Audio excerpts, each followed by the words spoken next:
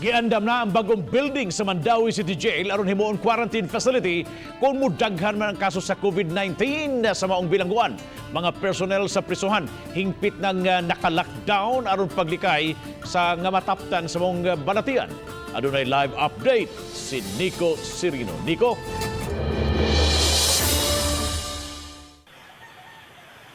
Yes, Bob, gustong manigurong daan ang Mandaue City mong Gi-andam na sila ug isolation facility alang sa mga persons deprived of liberty. Mao kini ang bag-ong building sa Mandaue City Jail sa Dungguan, Barangay Basak. Natapos na ang construction apan wa pa gyud hingpit nga ma-turnover gikan sa contractor. Gikonsidera kini nga quarantine area sa mga inmates ug mga jail officers. Kagahapon, gipangunayan ni Mayor Jonas Cortez ang pagsusi sa bag-o nga building kun andam na ba kini. Muabag ang syudad sa pagpreparar sa dapit aron magamit kun gikinahanglan. Matod sa City Hall, ang ayang pangandaman simba kung mudaghan ang kaso sa mga persons deprived of liberty o mga piniriso ingon man jail personnel nga posibleng mataptan sa COVID-19.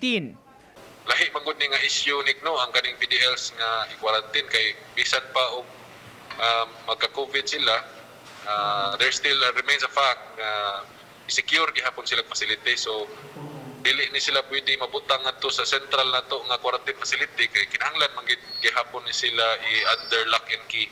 Na-admit na sa tambalanan ang usa ka inmate sa Mandaue City Jail human makumpirmar nga positibo sa COVID-19. Grabe na kadasok ang karaan nga facility mao nga gusto sa mga otoridad malikayan ang pagtakod-takod sa sakit. Congested kayo ato ang existing facility sa loob.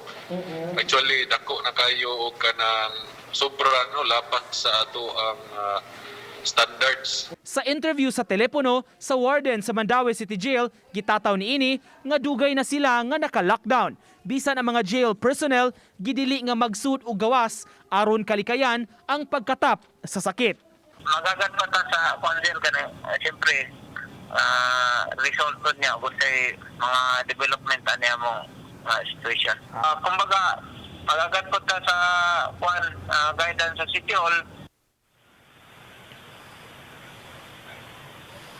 Bag-uhay lang sa Bob na tauran na og linya sa kuryente ug supply sa tubig ang bag-ong City Jail building. Sunod nga ipatrabaho unya sa City Hall ang mga double deck, mga katri unya alang sa mga PDLs kung ugaling mabalhin na katong dunay masuta nga positibo sa COVID-19. Bob.